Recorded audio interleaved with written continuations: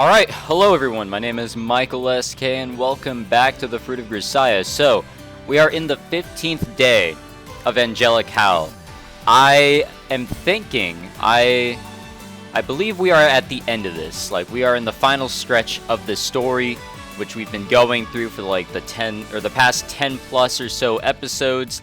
It's been a long and very difficult ride. It's been a tough story, and these last few episodes have been really brutal, but it feels like we're at the peak of absolute shit. So I think everything has gone to shit. I think everything is at its worst. And yeah,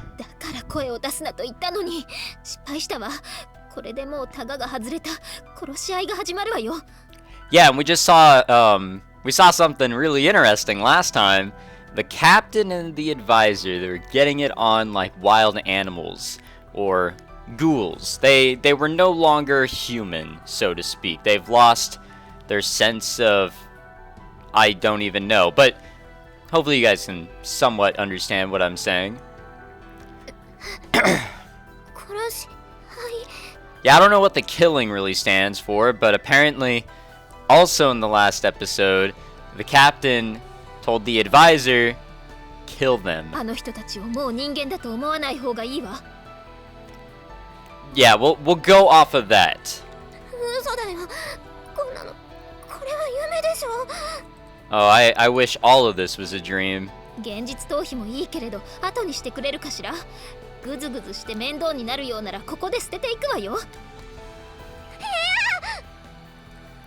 I clung tightly to Kazuki, like a little girl terrified of being left behind by her mother. There was nothing to do but run. The things chasing us were now monsters, demons that feasted on human lives. If I were to succumb to the pull of madness and fall to the ground, my life would end. For now, I can only clutch Kazuki's hand and run into the dark heart of the forest where the light of the stars couldn't betray us. Suddenly, Kazuki raised her hand and barked a command. As I came to a halt, something moved slightly in the corner of my eye. A black shadow slowly emerged, as if oozing out of the darkness ahead.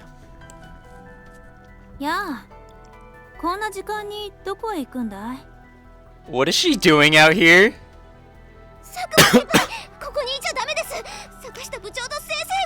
We're like in the middle of the forest. Halfway through my sentence, I noticed something odd about Sakuma's glassy gaze. Her eyes were focused on the rucksacks we were carrying, and her swollen face betrayed not surprise, but suspicion.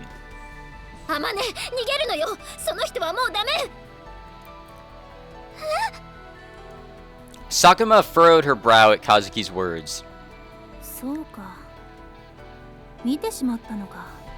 What?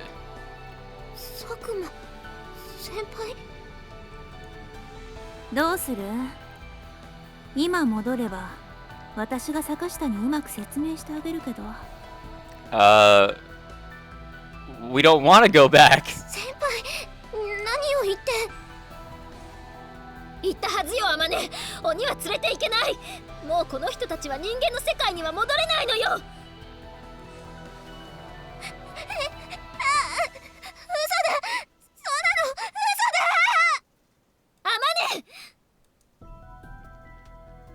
Kazuki seized my backpack and practically forced me into a run.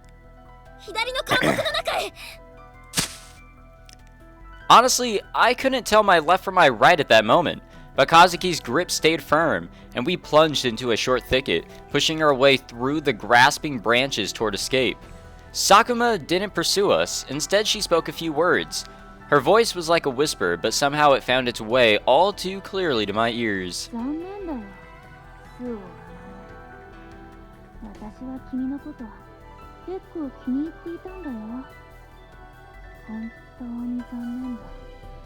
What the fuck, dude? I don't understand this. I'm very confused. Sakuma-senpai had known. She had known what Sakashida and Ochi were doing. She had known what that meat was. She had known everything and kept her silence?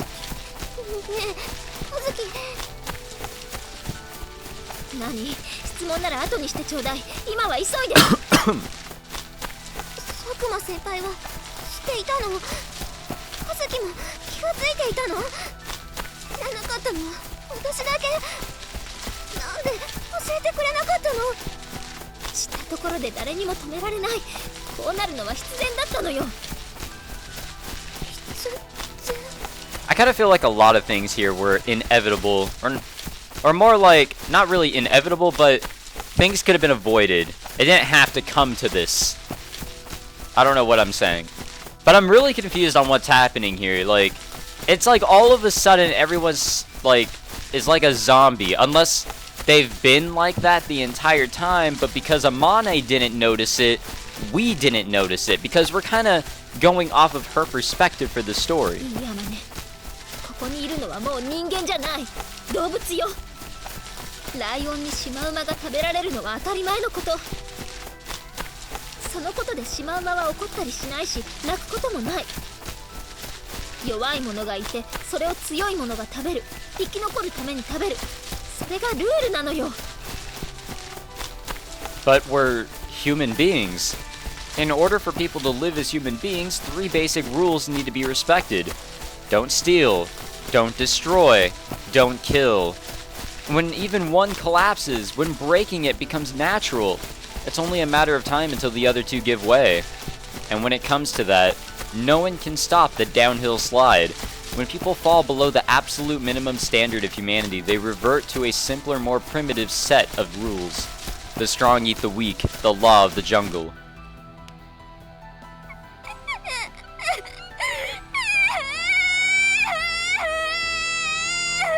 Jesus Christ, hold it together, girl. That's what I'm saying. Kazuki quickly held her hand against my mouth, but the unbelievably cruel reality was beyond my capacity to endure. It was far too sudden and far, far too strong a dose. I had to scream. If I didn't scream, the terror would tear me apart from the inside. We'd been pushing our way through bushes and stands of trees to keep hidden from our pursuers, but there was no point if I was broadcasting our location. Kazuki pushed her hand firmly down, finally stifling my muffled shriek, and turned to face me. In the faint pre-dawn light, the whites of Kazuki's unblinking eyes stood out powerfully against her mud-stained face. It was the harsh glare of a father dragged out of bed by a bawling toddler.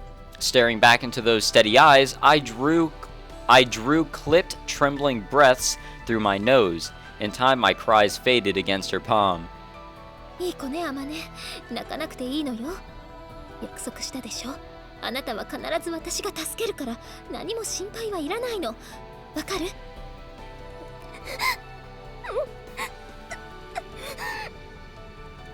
My throat was continuing to spasm convulsively, probably because I stopped crying so suddenly. But despite everything else, the feeling of Kazuki's hand squeezing mine tightly was genuinely reassuring.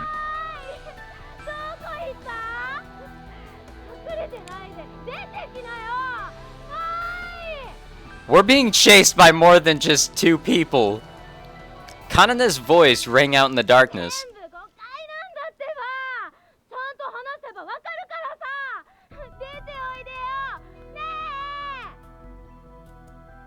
Oh wait, unless that's Sakashita. I'm very confused by names. From the volume of her voice, she was no more than 20 or 30 meters away from the thicket we were crouched. Or where we were crouched. Or crouched. Hidden. What am I even saying anymore? I looked back to Kazuki's face and spoke in a whisper.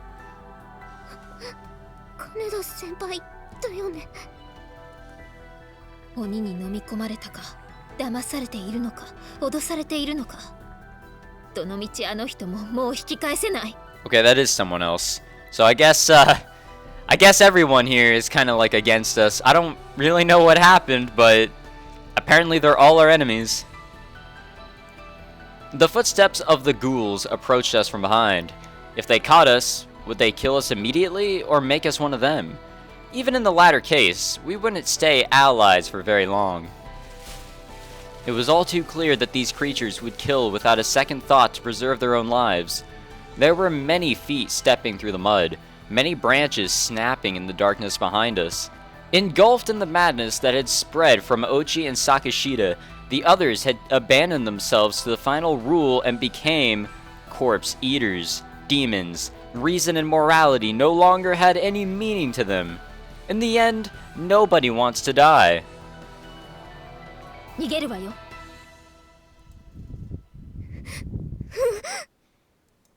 We fought our way forward through the soft, slushy mulch of decayed leaves, desperately climbing the slope before us. My feet sank deeply into the muddy soil, my legs, trembling from malnutrition, tangled awkwardly with every stride. Oh, fuck. Our pursuers' eyes glistened in the darkness like pools of oil. Those eyes betrayed no hatred, no anger. They weren't the eyes of people looking at their enemy. They were the eyes of beasts that knew no emotion but hunger. They were looking at their prey. If they catch us, they're going to eat us on the spot. The terror paralyzed my brain, and even focused, the slope would have been difficult to climb. My leg caught in a muddy patch of leaves, and I tumbled down onto the ground.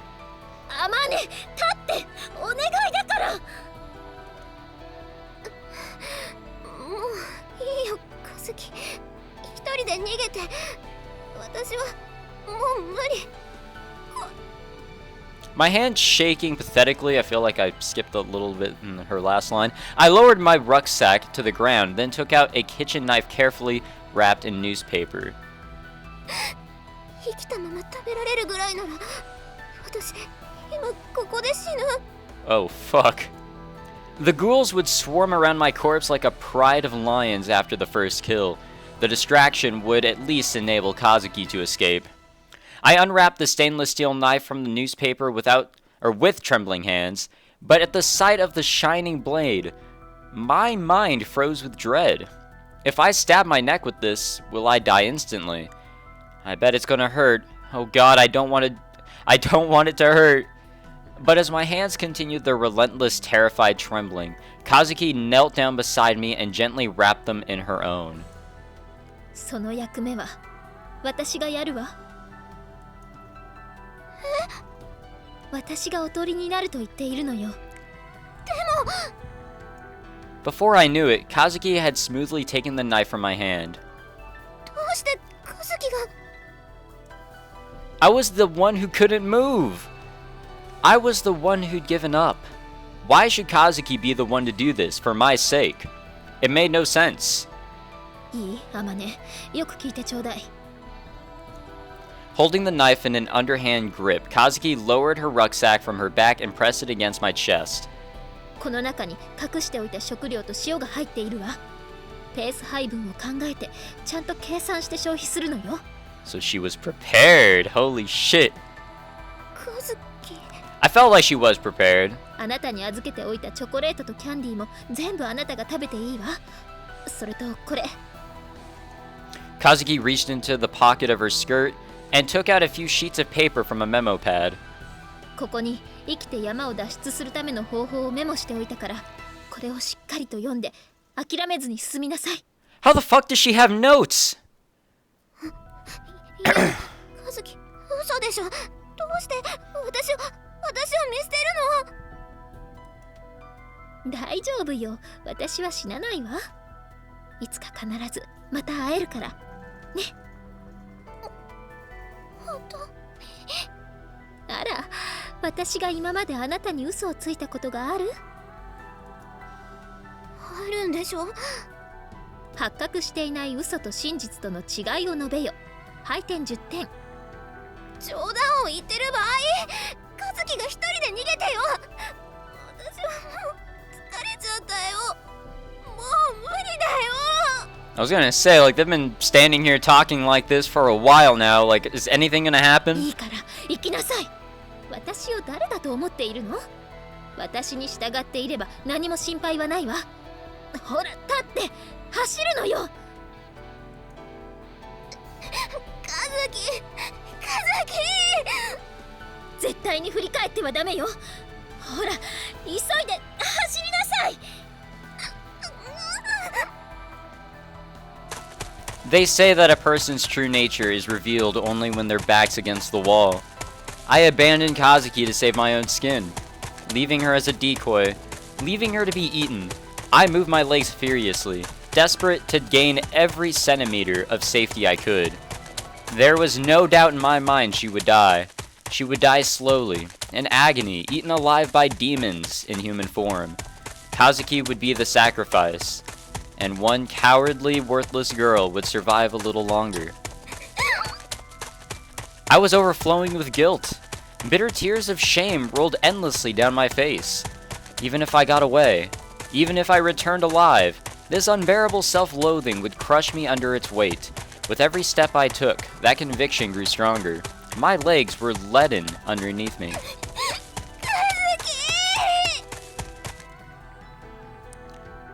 You absolutely mustn't turn back. She had told me clearly enough, but just once, at the end, I stopped. I looked back. The demons had gathered, the beams from their flashlights dancing through the trees, and at the center of their circle, Kazuki was lying on the ground, pinned down by the ghouls that had been our friends. The last time I saw her face, Kazuki wasn't crying. She wasn't screaming. She wasn't glaring resentfully. She was smiling. She smiled, as if to say this was fate, as if to say this was the rule, as if to say it was nothing worth troubling myself over. If Kazuki had screamed for help, if she'd cursed me, called me a traitor, I might never have moved from that spot. I might have run back and fought. But Kazuki quietly, peacefully gazed into my eyes, accepting her fate. Her words flooded into my mind.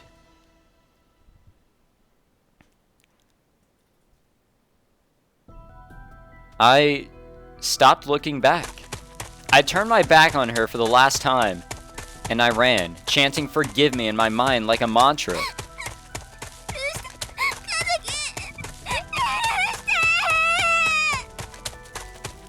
As the sky grew light with the dawn, I ran desperately, not knowing where my feet were carrying me. I simply fled, pushing through the forest in a frenzy, as if to escape my own terror and guilt. Oh shit, we don't even know what day it is anymore. Oh my god. How many days had passed since then? Man, I am so confused by what the fuck happened. Everything just went to shit all of a sudden, but like I said, maybe things have just been shitty, and we just didn't realize it because we're through Amane's perspective with the story. I didn't exactly have the leisure time or composure to write a daily entry in my diary, but I think it had been 5 nights. 5 nights spent relentlessly, mindlessly marching forward through the jungle, following the instructions Kazuki had written in her notes. Note? Alright, whatever. I walked only by darkness, in order to hide my movements from the ghouls. When the sun rose, I hid myself in bushes and tried to sleep. This lasted a few hours at most, and when I woke from these brief periods of rest, the first order of business was always to peel off the leeches that covered my body. Then throw the fat bloodsuckers into my mouth, crush them with my teeth, and force them down my throat. Kazuki's rucksack contained a small hoard of various snacks and sweets, her secret treasure. Just as I thought, she'd stolen the food from Azawa's belongings on the very first day, then carefully stashed it away. Since escaping, I hadn't touched those precious snacks. Not even once. If Kazuki were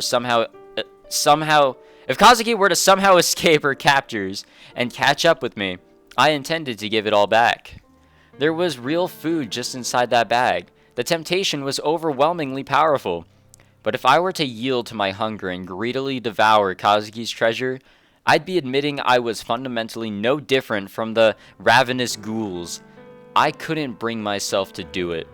When the forest was dry enough to light a fire, I boiled fern sprouts and I don't know what the fuck that is for my meals. My starvation and exhaustion were now complemented by constant terror of the demons that were no doubt pursuing me. My hair had begun to fall out in bunches. I too had been pushed well beyond my limit, and I was about ready to break. Even so, Kazuki had saved my life. I couldn't allow that to become meaningless. I couldn't just give up. During the daylight hours, I simply laid still and hidden in the bushes. unable to sleep but preserving my energy as best as I could. When the day grew dark, I would crawl cautiously out of the undergrowth, then begin the astronomical observation described in Kazuki's notes. The lush canopy of trees above hid much of the sky, rendering it difficult to determine the location of the stars.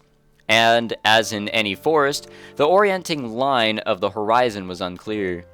I might well have been able to get a better view by climbing one of the taller trees, but I no longer had the strength to do any such thing. Just how far had I walked? Walking meant pushing my way through lush weeds and wild grasses, struggling through thick bushes that obstructed my path. The distance I moved in any given day didn't amount to much. After one full night's work of hiking through the jungle, I turned back to see if I could get some idea of my progress, only to find that the ridge I'd been standing on last night was still visible. I could feel my willpower shriveling inside me. Deciding I could urge myself no further that day, I collapsed on the spot, hugging Kazuki's rucksack tightly to my body. Her scent had permeated the tough fabric, and when I slept, she appeared in my dreams. In those dreams, Kazuki said nothing. She stood some 20 paces ahead, silently looking over her shoulder, staring into my eyes. I screamed her name and tried to step forward, but it was frustratingly difficult to move. I shoved my way through thick weeds, my feet sinking into thick mud with every step, ignoring the branches cutting at my cheeks. But no matter how desperately I forced myself forward, Kazuki moved away at the same speed. I couldn't catch up with her, no matter how I tried. When I gave up and sagged to a halt, Kazuki stopped as well. Again, she gazed back into my eyes. "What on earth are you doing all the way back there?" She never spoke, but her expression conveyed the words clearly enough. Kazuki. I awoke at the sound of my own sleep-talking. I was no longer dreaming of food these last few days. I'd come to realize what I wanted more than anything else in the world was no longer food or drink. It was Kazami Kazuki. I knew she became pretty dependable on her. And once again, I walked through the night. As I dragged my heavy legs forward, exhausted and starving, Kazuki came into view a little ways away. She strode slowly ahead through the dark forest, her back turned to me. Mate, Kazuki. And now we're starting to hallucinate.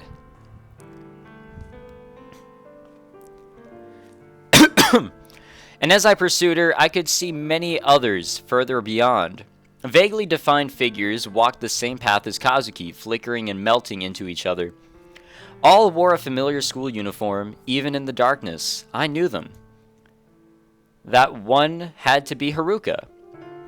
Further on, I could see Sakurai. Many others as well. Shikanai, Azawa, Akabe, Alione frolicking around Komodi's feet. The ones who had already died walked among the trees, shimmering hazily in the night. They looked over their shoulders, one by one, and spoke this way. I finally started hallucinating. Guess I'll just be following them now, have them guide me to heaven. No. Will it really be heaven?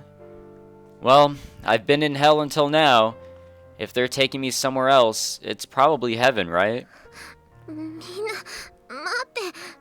私、うまく歩けないよ。置いていかないで。ねえ、みんな。I could no longer lift my legs. The world grew cloudy before my eyes. A heavy, leaden drowsiness assaulted my mind. Even where I was, what I was doing, had begun to grow fuzzy. The fuck was that?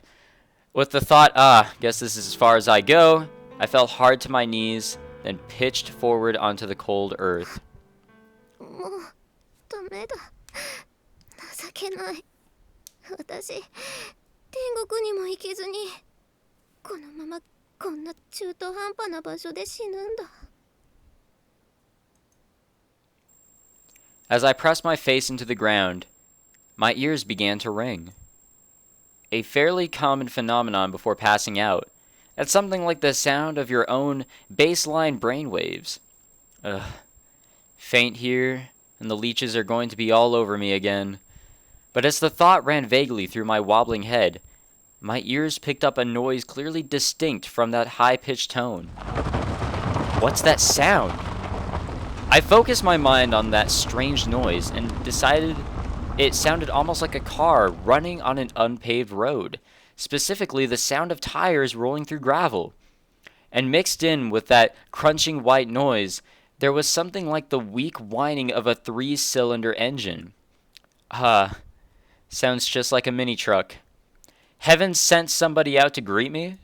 Are angels these days in the habit of picking up the dead in cute little pickups? When the sound passed, the ringing in my ears was gone as well. Once more I pulled my ragged body off the ground. Once more I forced myself upright, my weary legs trembling with the effort. I hadn't realized during the night, but apparently at some point I'd drawn near a road. A real honest-to-God road. A path human beings traveled. Beyond the thick rows of trees, through the wet, cold dawn air of the forest, I could see the gravelly track stretched out below. This isn't a hallucination, right? Incredulous as I was, I didn't take the time to pinch my cheeks. Half sliding down the muddy slope, I made my way toward the road that lay before me.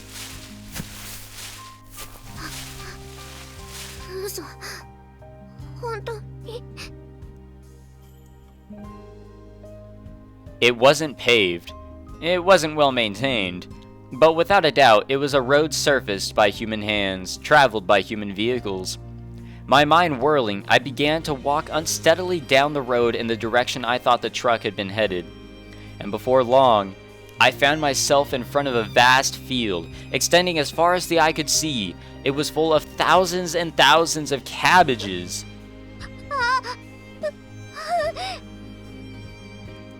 I didn't scream with joy at the sight. Without a word, I drew a few slow shuddering breaths, then plunged into the field. Ripping the nearest cabbage from the ground, I sunk my teeth into it ferociously. In a frenzy, not bothering to chew, I ate.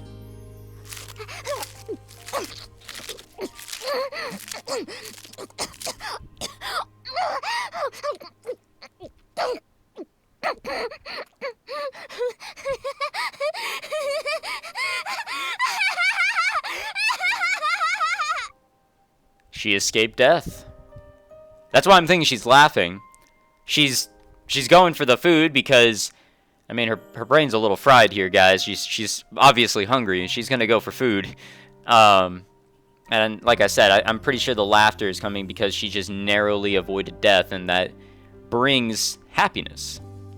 My first thought wasn't, I'm saved. It wasn't, I can finally go home. There was only one thing in my mind: eating the cabbages in front of me. Without a drop of seasoning or even a sprinkle of salt, those cabbages were so delicious to my eyes, or so delicious my eyes rolled back in my head from sheer ecstasy. I ate and ate, deliriously, frantically, and if possessed. Cackling madly, I ate. Laughing in between the spasmodic whimpers that seized my throat, tears pouring down my face, I ate. It was 30 minutes before the farmer's housewife noticed something single-mindedly ripping through the cabbage field like a crazed wild animal.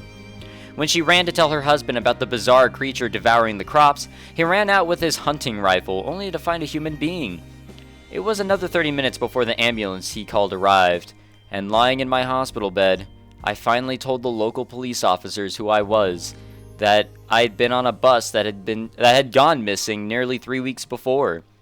And so, at the cost of many terrible sacrifices, one pathetic girl crawled her way back to the human world alive. Holy shit, ladies and gentlemen, we're done. We are finally done with that story. But not with the sad music. Apparently we're gonna talk about that story, or at least Yuuji is, but I had been avoiding this route because of this story, because of how I it's not a bad story. It's just really sad. It's an upsetting story. And it made me feel really uncomfortable when I watched it in the anime, and it was also in the middle of the night. It's a good move on my part, watching really scary and upsetting shit at nighttime. Beautiful. But no, it was really upsetting, and just it's awful. It's terrible. It's tough to go through a situation like that, or to read or watch people go through that. I don't know, man. It's very uncomforting. I guess that's the only thing I can say about that. But the story was good. It was as if I read a book for the past 10 plus episodes, but it was a really wild ride. It was a emotional roller coaster that seemed to go really fast there at the end. A lot of things happened there at the end that I am very confused about. I'm pretty sure Kazuki could have made it out herself. Like, she was obviously prepared for this. I feel like both of them could have made it out of this, but for some reason we had to leave one person behind.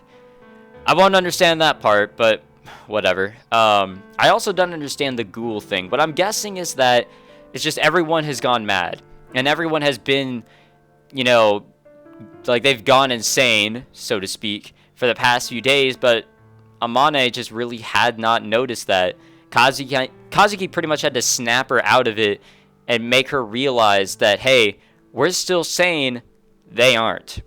I'm not really sure. I mean, they ate a human. Sakuma knew that they ate a human.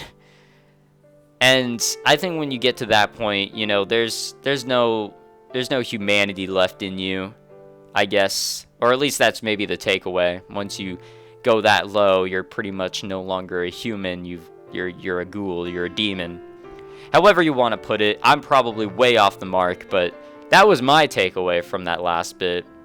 The characters in that story were also really interesting, but I felt like every character, the only way I was able to tell them apart was by their hair color. And I think this is something that visual novel creators should know, is that characters, you know, every character doesn't need a different hair color, maybe a different hairstyle and face formation and all that, but you don't need a different color for every other person. That's not necessary. It kind of, every time they showed that group picture of everyone, it's like, wow, everyone has a different hair color. Wow. But I don't know. Characters were a bit interesting, but they weren't really flushed out because kind of all knew that everyone was going to die. And now I know how Kazuki went, which was really upsetting, but at least Kazuki got her out of that. She got Amane out of that. We now know how all that went. And that kind of, like, I guess, marks off that story from the Labyrinth of Grisaia, but we're not going to talk about that. We're going to end everything here because we're pretty much out of time. Actually, we are out of time. We're on Cockroach Nest, so we're finally done with Angelic Howl. Like I said, I liked it, but it was very upsetting, and I will never, ever in my entire life would want to read through that or anything similar again. I'll probably rewatch the anime someday, but I am very hesitant to watch the Amane episodes. It's just experiencing that story in any sort of way will be something that I do not want to do, but whatever. So thank you for watching. If you actually watched these past 10 plus or so episodes of this story, shit, are you crazy? But no, if you enjoyed this and all the other episodes with this story or whatever, please leave a like and subscribe. We are almost done with Amane's story, I'm pretty sure. I think there's only a few hours left, actually. It's just that I know for a fact that her story was pretty much what took up her route. I know there's more to the story, or to her route, my bad, but that was pretty much the main part there. So we got a little bit more to go, and then after that, we is done.